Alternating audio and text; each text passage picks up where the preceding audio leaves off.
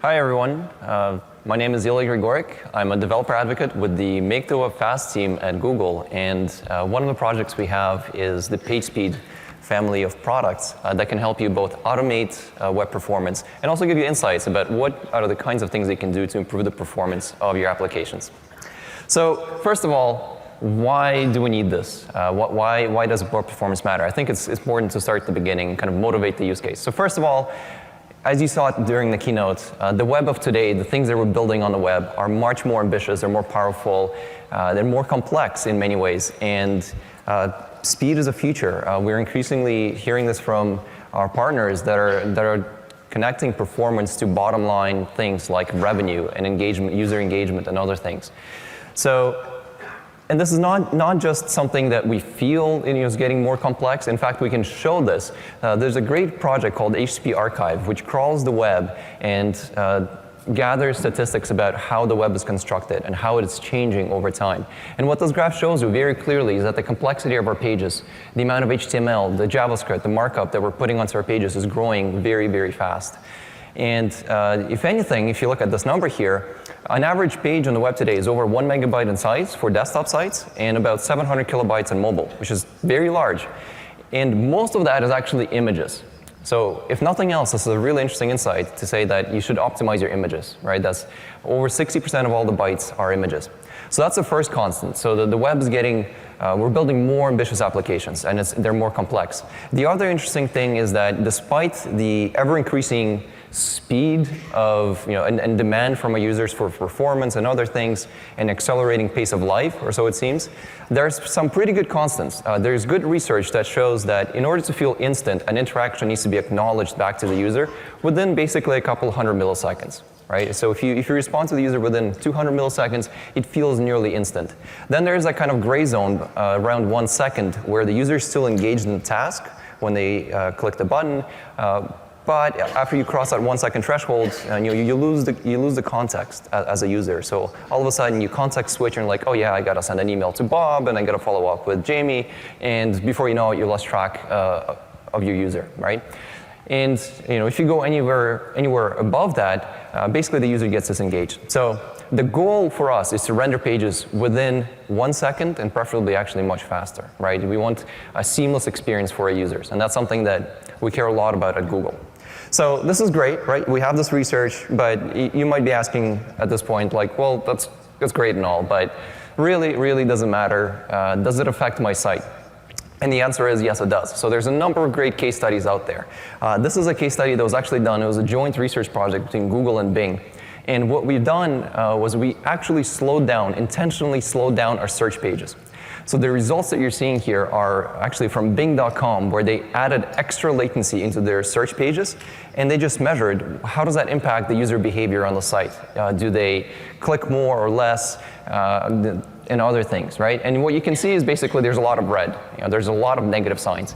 And when they added 2,000 milliseconds, which is 2 seconds, the per user revenue dropped by 4.3%, which of course is a huge number for a big site like Bing and Google Search. Now, this is not only applicable to large sites, large search sites, but also across the web in general. So this is a great case study that was done by Aberdeen, which looked at 160 large e-commerce sites. And what they found was that adding 1,000 milliseconds, or 1 second of extra delay, decreased the user conversions, so 7%, fewer page views, and obviously the customer satisfaction also dropped quite dramatically. So very quickly, this translates into real dollars. This is not just dollars and cents. This is millions of dollars for many large sites. And I think you'll find that this is true for your site as well. So out of that, of course, we have the web performance optimization industry, or the WPO industry, if you guys have been following kind of the space. And the basic premise of the WPO industry is we have this waterfall graph, and we're using a lot of requests, 86 requests on average for an average page, as we said, over 1 megabyte. What can we do to this waterfall graph to make everything load faster? Can we download less? Can we execute the code faster? You heard about the great improvements that we're doing in JavaScript space and in rendering performance on Chrome. But what else can we do as app developers, right? The platform can advance, but we can do a lot of things as developers to optimize this. And of course, there's a lot of great best practices out there, a lot of good tips for how to actually optimize this kind of thing, right? There are great books by Steve Souders and others. We have techniques that I think many of us already do in our application, things like image compression, resizing, minifying assets, caching. The laundry list goes on and on and on. And the question at this point is, of course, great, we have the industry, we have all the best practices, so why isn't it that all the websites are fast by default? And I think the answer here is that a lot of these practices around performance can actually slow you down in other ways. For example, doing things like image spriting means that you need to talk to your designers and get them to think about image formats, and you need to invest into a build tool chain for concatenating files. And a lot of these things, frankly, are just hacks, right? They slow us down. We want to make sure, we want to just build features, we want to focus on features in our apps, not necessarily think about the minute details of should I concatenate these files back and forth. So it's a trade-off, right? And performance is a future. It's a future that requires a lot of investment, and it's a continuous workflow. It's not a thing that you add at the end, right? You don't build your app and then at the end say, yeah, we're going to do a performance sprint to clean it up, right? Like, that's how you get it wrong. It needs to be part of your culture. It needs to be part of the tool chain. So it's a continuous process. So that's what PageSpeed is all about. We do three things. PageSpeed tries to help you identify what are the potential performance problems currently on your site? So think of it as a performance linter for your application. Second one is just explaining and providing guidance for how do you actually address these problems. And then the last one, which I think is actually the most exciting, is the automation part. So we can actually take away a lot of this day-to-day work that you have to do and do it for you, which is great. So the rest of the talk will kind of split into two parts. First, we'll look at the analysis, and then at the optimization parts. On the analysis part, we have a number of different options that you should play with, and each one is good in a different context, and we'll cover each. And then there's a number of optimization products. So we have plugins for your servers that you can install that will automate a lot of these best practices. So let's dive in. Let's start with the analysis part, and we'll look at PageSpeed Insights. So PageSpeed Insights is an extension that you can install in Google Chrome. You need to go to the Chrome store, just search for PageSpeed Insights, and you'll get a new panel in your DevTools that will give you a lot of nice performance tips. So let's actually do a live demo.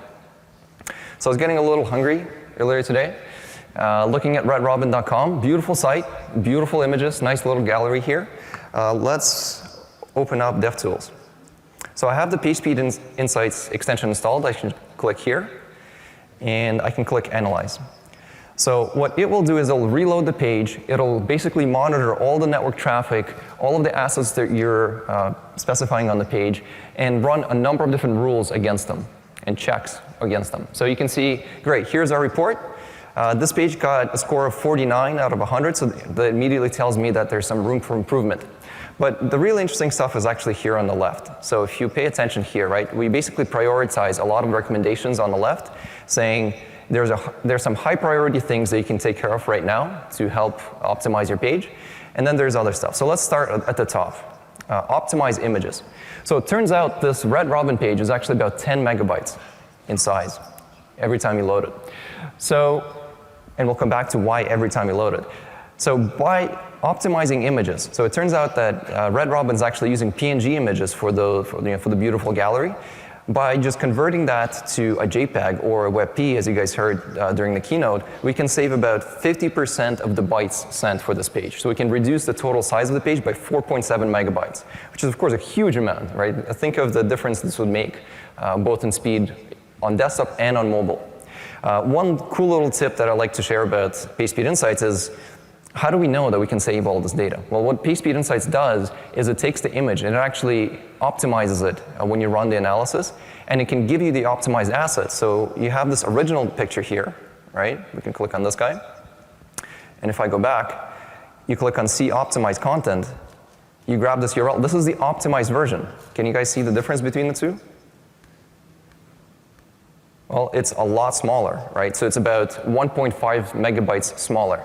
So right there and then, you can right-click on that image, save it into your application, and just be done with it, right? Like that's step number one, optimizing images. And then we just continue going down the list. So things like browser caching. So it turns out we analyzed all of the assets, and this site is not specifying cache control headers. So every single time you visit the page, you have to refetch all of the CSS, the JavaScript, and the images. Instead, we should be able to cache it on the client. Right? So a very simple thing to fix, and if you're not sure what this actually means or how to do this, you can click on Learn More, and it'll take you to our documentation site to explain that. Enabling compression. So it turns out that we talked about image compression, but for text-based assets, things like JavaScript and CSS, this site also doesn't have gzip enabled. Right? So there's a lot of savings that we could get here. We also found that there's a lot of small images, so hey, you could put this into a sprite, you could minify JavaScript to get more performance, and you can see how just going through this list, this is your performance linter, right? You can run this against any website, your own site, locally or elsewhere. So really, really nice tool. And this is effectively what we just went through. That's the PageSpeed extension. You can install it, and you can run it against any app, locally or remote. That's great.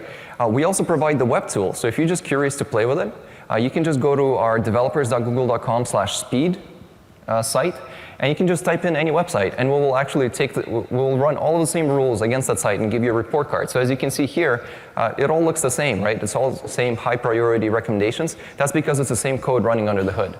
But great way to capture this. I can send this to my buddies and say, hey, we've got a performance problem, we got to address it. So if nothing else, a great way to play with it. And finally, we also have the PageSpeed Insights API. So this is great if you really want to take it to the next level, right? So now you have some build infrastructure, you're checking in code, you have continuous builds kicking off every time you check in code.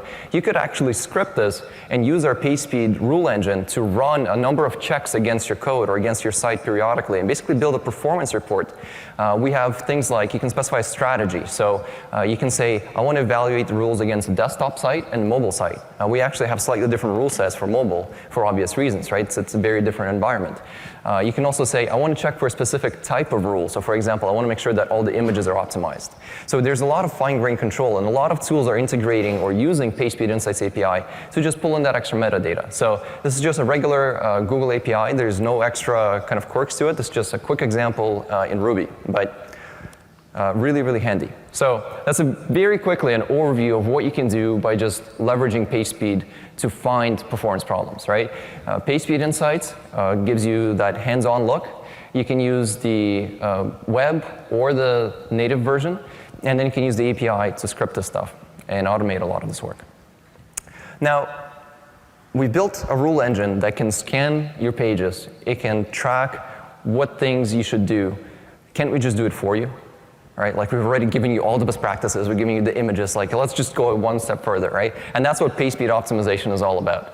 So we have this core project, it's an open source project that can be leveraged as part of any web server called PageSpeed Optimization Libraries.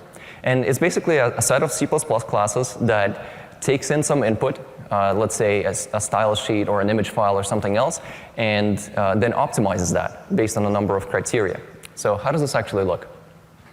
The way I think about PageSpeed optimization is as a performance JIT for your site. So just like V8 takes your JavaScript and does all kinds of crazy optimizations to make it run fast, that's what we do on the server, except we're rewriting and optimizing your JavaScript, CSS, images, and HTML. And all of that is automated for you, so you don't have to change your application. And I think that's the really exciting part. We have a ton of sites, so over 400,000 sites using PageSpeed today already, and there's a lot of different filters that will do this work. So let's take a look at what it actually does.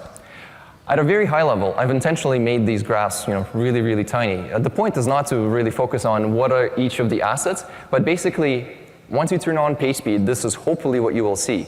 We will try to reduce the number of requests by concatenating files and applying all the best practices, and also optimizing each type of asset such that we can load fewer things faster, right? Such that the page gets rendered to the screen faster, and it's a better experience for the user. So once again, the cool thing about this is you don't have to modify your application. We're not talking about adding more build steps, right? This is not something that you run on a check-in and then it kind of like mangles your code and rewrites your code. You don't have to bug your designer buddies to say, hey, you should really pay attention to image compression, because all of this is done on the server. And it's especially awesome for things like user-generated content, right? It's one thing for us as developers to build really optimized sites. Then we hand over the keys to our new awesome fast performance site to our users, and they grab their awesome 15 megapixel or something camera, snap a couple of photos of kittens, throw up the 80 meg version on the web, and there you are, right? Downloading these high-res images. We can automate that for you. So here's an example, right? This is all very abstract. Let's take a look at a real example. Let's say you have some code like the one at the top here. So we have 4 different style sheets: yellow, blue, big, and bold. So we know that one of the best practices is we want to concatenate files to reduce the number of requests such that it downloads faster.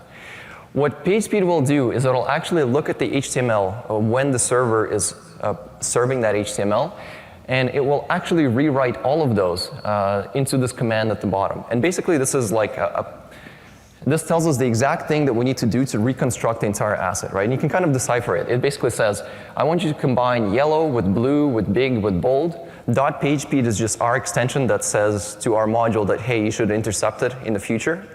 CC stands for combine CSS. And then we provide a fingerprint. And the fingerprint is important because when you change later the contents of any one of these files, let's say blue.css, you don't want to think about, like, do I need to revalidate the cache? How does this even work with PageSpeed? We do all of that for you. We fingerprint each file such that the moment you change it, we automatically rev the version of the file. You don't need to think about that. There's no extra build steps there.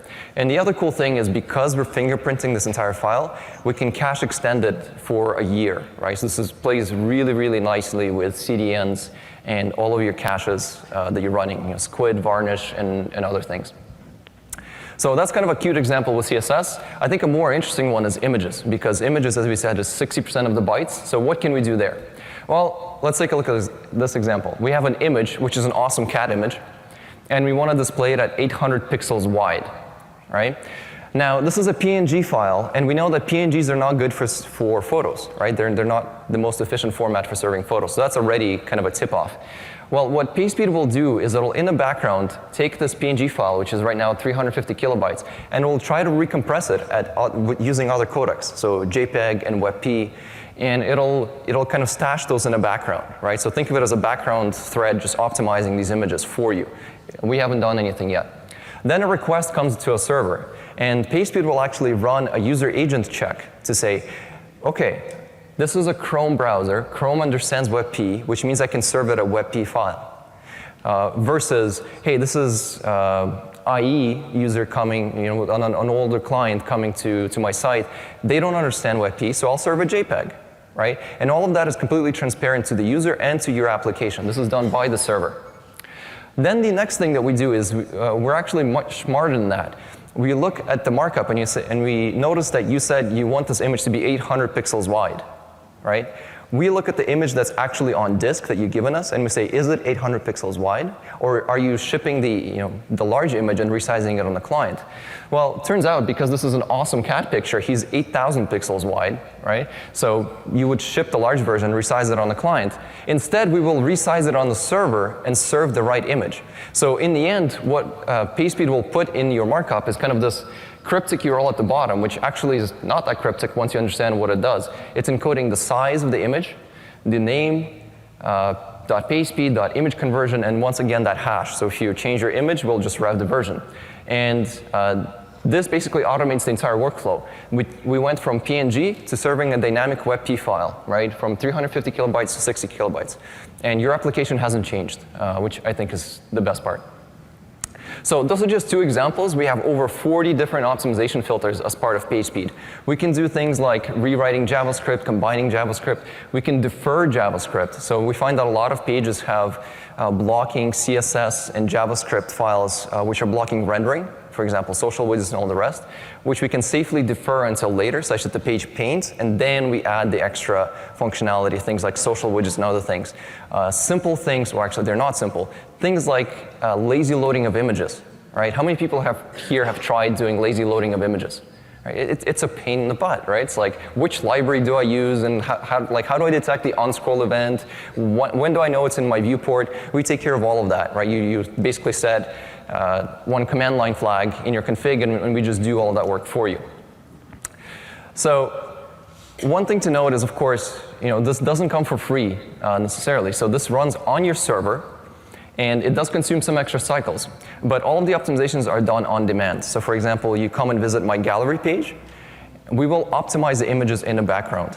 Our goal is to make your site fast, and sometimes optimizing images may take a while, right? Like it may take a couple hundred milliseconds. We're not going to slow down your site.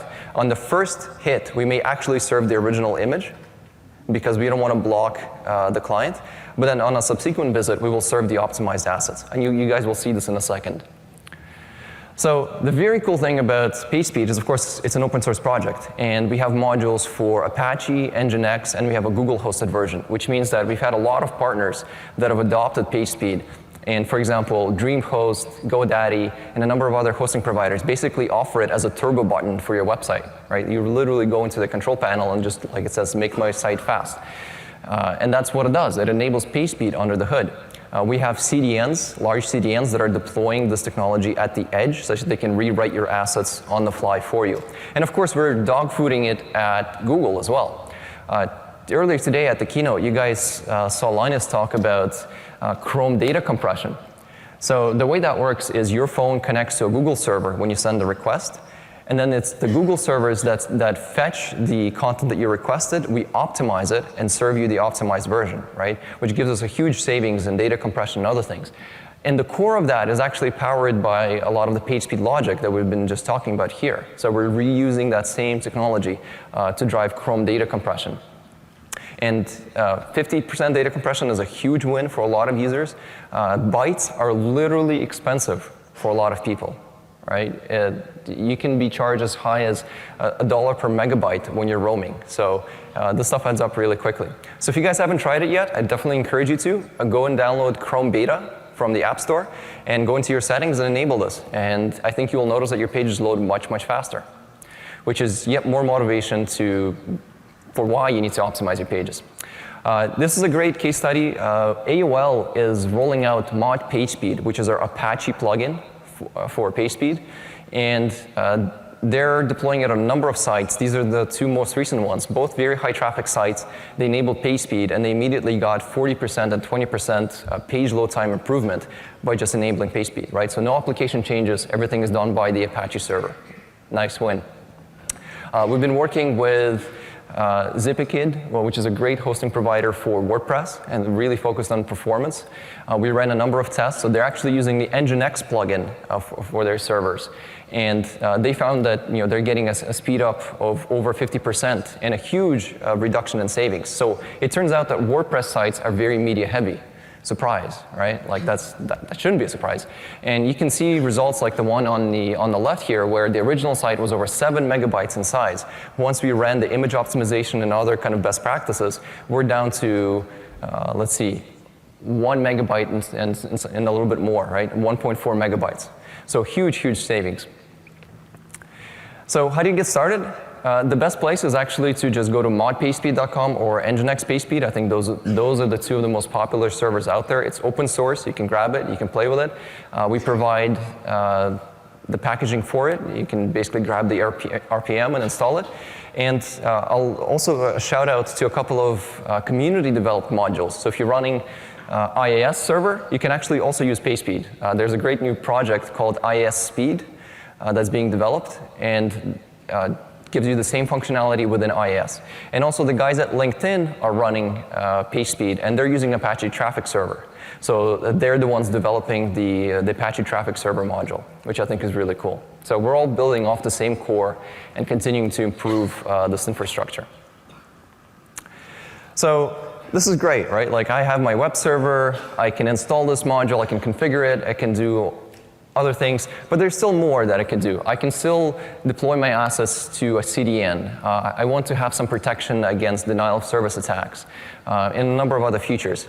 Wouldn't it be nice if somebody did all of this work for you? And that, in effect, is what PageSpeed Service is. So this is a beta product and project that we have at Google today. You can sign up for it. It's currently in beta. And the way it works is the traffic to your site is routed through Google servers.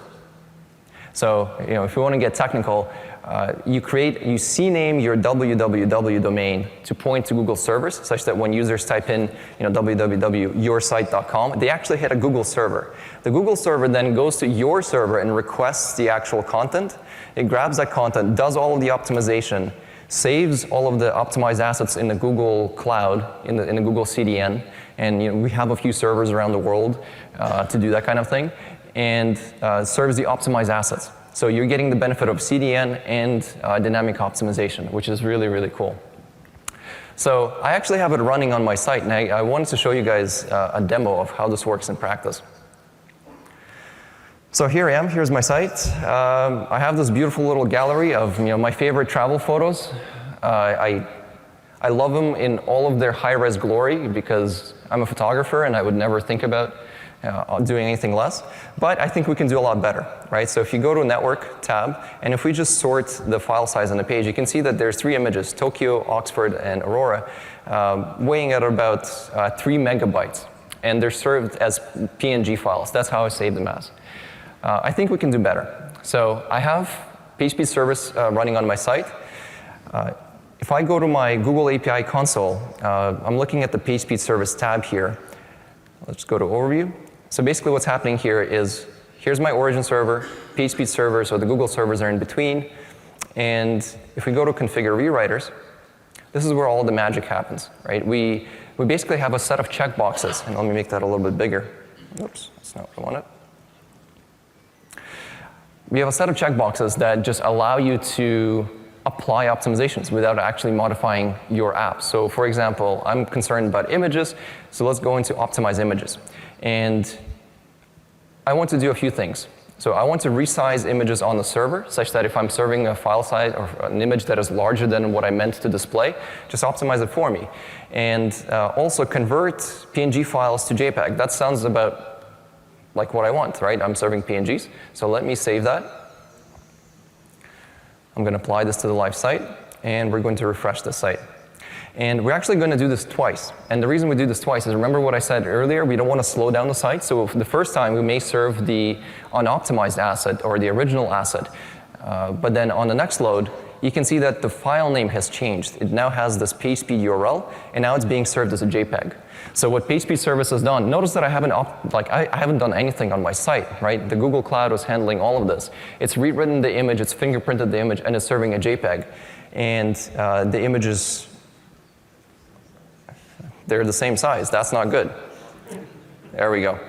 That was just a caching error. So 100 kilobytes versus 1 megabyte, right? But I think we can do better. Right, so right now our total size of this page is 467 kilobytes. So let's go back into the console and also enable convert JPEG to WebP, and sure, let's just enable it all. Why not? Apply to live, and we're going to do the same test again. So we'll refresh it again. Now Chrome, of course, understands WebP, so in theory we should see WebP images coming through once they're optimized, and there they are. So we have the WebP. Let's just resort. Here. So we have the Tokyo file. It's now at 81 kilobytes. Previously it was 120, and the total size of the page is 328 kilobytes. So we went from a page that's over 3 megabytes to 328 kilobytes. That's a 10x improvement, right? And I didn't have to modify my application. The images are rescaled on the server and served in the best possible format. If we were to open this in IE, it would just serve a JPEG. I don't have to worry about that. So that's pretty awesome. Now, this works, of course, for any site that you host on any hosting provider. You just need to CNAME your site. But if you're using App Engine, you can also take advantage of Google PageSpeed Service. What you need to do, and unfortunately it's a little bit small here, you can modify your app YAML file, and we have good documentation on how to do this. And you can just specify which filters you want PageSpeed Service to apply. And before the request gets routed to your application server, it will actually be processed by our PageSpeed service proxy, and it'll do all this work for you. So we ran this experiment on HTML5 Rocks. I'm sure you guys have seen the site. If not, I encourage you to. Lots of great material. It's actually an App Engine app. It's a Python App Engine app. It's open source. You can actually check it out on GitHub, and you can check the exact modules and optimizations that we're applying. So we use Google Analytics to run an experiment and say, what happens if we enable PageSpeed Service and then disable it? So we ran an A/B test, and we added 6 or 7 lines, whatever it is, to our app YAML file, and we made our site 10% faster. This is as measured by page load time, right? And there's a number of other metrics which we've improved as well. So this is a huge, huge win, especially for 7 lines of modifications. So I think the takeaway here is automating web performance best practices offers a lot of benefits. First of all, performance is a continuous process. It's not a checklist item. It's not something you add at the end, right? So building or leveraging these automated tools allows us to just not worry about that. The other thing is we just don't have to worry about things anymore, a lot of things anymore. So for example, when I save my images on my own site, I just save them as whatever format I'm working with, right? Like I'll save them as a PNG. I don't have to think about what is the optimal format for this image. I'll let the computers or the servers figure that out for me. I can just go into my control panel and kind of fiddle with the quality levels and other things. Not only that, but I can also dynamically adjust the quality based on the client, right? Maybe for a mobile site, you want to serve a slightly lower quality images because the screens are smaller and frankly the users won't notice. But that's a huge byte savings that you could have. These kinds of things you can't do manually. Like, how do you implement that in your application? You would have to use JavaScript with detection of the client. It's a mess, right? Let the server handle that for you. Not only that, but we can do dynamic optimizations that you can't, frankly, do manually, right? So you saw us serving WebP files. That would be a disaster to build into your application, right? It's doable, but it's hard. And then there's things like work on HTTP 2.0 and Speedy. So our Speedy protocol is now being standardized as HTTP 2.0, and they're adding a lot of great new improvements to it. And frankly, it's going to address a lot of the problems that we have to deal with today. Things like concatenating files, we don't have to do that anymore with HTTP 2.0.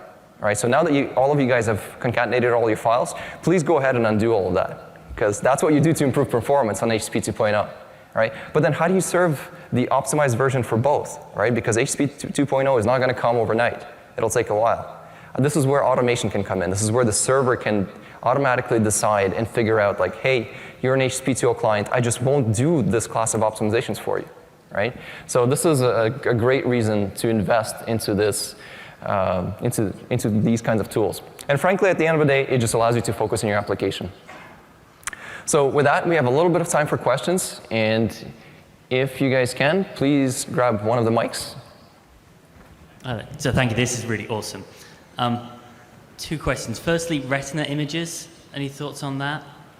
Yeah, so Retina images is a big discussion, I think, in the web community today. We're looking at a couple of solutions for serving high DPI images, like 2x images.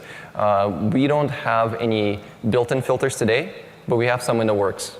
And right now, I guess the problem is we don't have a generic way to do that across browsers. Okay. Yeah. And sorry, the second one, the service looks even better. Is that something you expect to be a paid service when it comes out of beta? PageSpeed, right, so PageSpeed Server is a beta right now. It is free while it's in beta. We're still trying to determine what is the right model to actually charge for it and all the rest. Because it is being served through the Google Cloud, there may be some additional fee in the future. But I don't think we have a good answer yet. Yeah. Thank you. Can PageSpeed help you if you use a single-page web app who loads its content using Ajax? Right, so can PageSpeed help us with single-page apps? Perhaps not as much, right? Because you're probably doing a lot of the loading through JavaScript of your assets and all the rest. But you can, if you leverage things like just regular image tags and other things, you can configure PageSpeed to do transparent rewriting and optimization of images, right? So I showed you examples where we rewrite the URL. You can actually configure it the other way around, such that the URL is the same, and then still leverage some of this functionality. All right, thank you. I'm going to interrupt you. Sorry. So as a Rails developer, are there any caveats that we have to worry about when developing more dynamic apps? Is this suitable just for sort of static pages, or what do we need to know about using PageSpeed for dynamic things? So I don't think there are any constraints, whether it's a static app or a dynamic app. It really doesn't matter. So the way PageSpeed works is it intercepts your request at the very end before it gets served by the server. So it doesn't matter who generated. For Rails specifically, Rails of course has asset pipeline and other things that try to do a lot of this work at deploy time, right? Concatenating files and all the rest. I would actually say you don't need to do that anymore. You don't have to worry about it. PageSpeed will do all of that for you plus more because we can do dynamic optimizations. So quick question. With the beta that you have running, is there an upper limit on the number of assets that we could have cached if I wanted to do A/B testing for my company? No, there's no limit on that. Okay, and just to sort of to tag on to the previous gentleman's question, how would PageSpeed handle something like a setup like using require.js or something where we're doing sort of lazy load of static assets? Yeah, so we have our own filters that do, for example, defer JavaScript, right, which will grab your code and actually wrap it in our own kind of markup to defer it to load later. So require.js is effectively that, but you're doing it manually. We don't have, and it'd be very hard to build scripts that introspect into require.js. So we may not be able to do as much if you're doing a lot of this kind of dynamic construction of the page. But that's certainly an area that we're looking for feedback from you guys as well, because I think these are the new apps that are being built. So if there's more interest in that, we'll start looking in that direction. Thank you. I actually had 3 questions. One is, can we use this with sites that have SSL enabled? I wouldn't be comfortable giving Google my SSL certificate.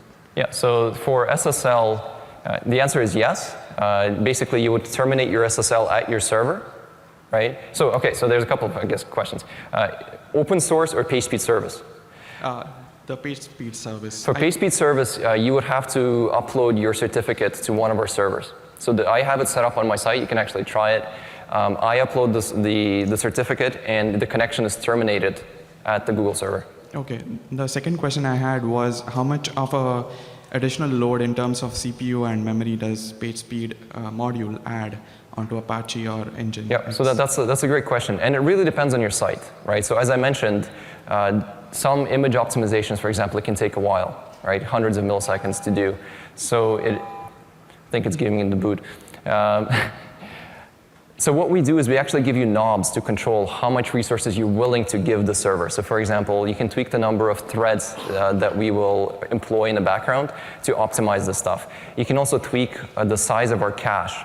For multi-server deployments, we actually provide memcache caching. So instead of storing the optimized assets on just one server, you can share it across a cluster of servers. So there's a lot of knobs, and I didn't cover these here, but there's a lot of great documentation that we have on our site that you can look into. Okay. Can we extend the PageSpeed module with additional filters?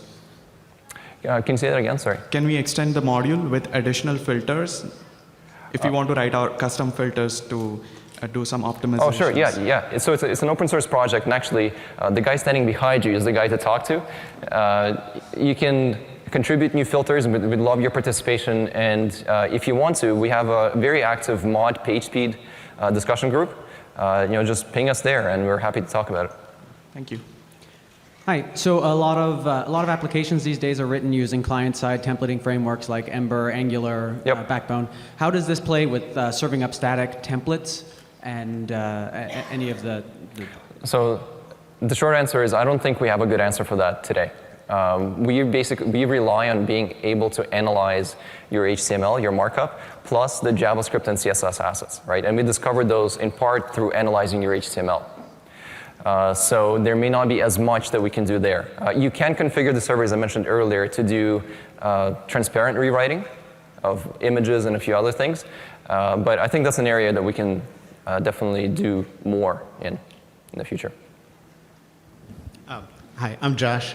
Josh Moritz. I work on the PageSpeed optimization projects. And I just wanted to point out that actually just to this point and the one made earlier, if you're loading assets via JavaScript, we do a pretty good job of optimizing them. What we don't know is the sizing context, because we just get to we get a request for a JPEG file and we optimize that based on whatever the user agent is. Yep. But we don't know how big it was supposed to, what slot it was supposed to go in, and we can't change its cache lifetime if we can't change its URL. Yep. But the on-the-fly transcoding that you get for reducing image size and bandwidth on Android browsers that uses that flow. Yep. So I guess I'll add one note to that.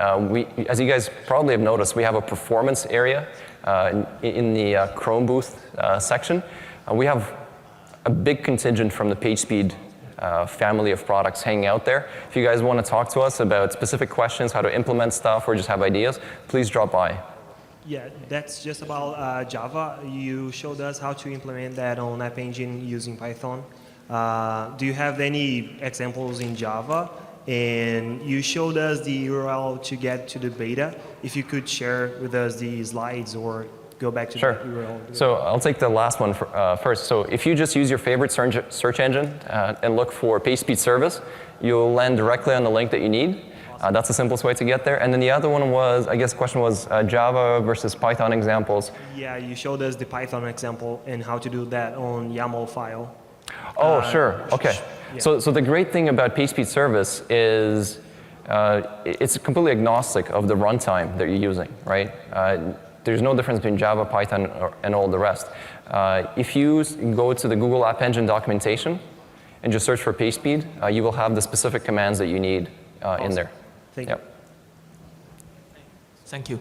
Hi, I have been using PageSpeed Service for a while, and it's pretty impressive. And I have one question: is that you mentioned you deployed several servers and words to make the optimization. Yep. So we know that in order to make the optimization, you need to make several sub-requests of the first request. So I was wondering, can you share a little bit about your global deployment and the method you used to determine the closest server for optimization?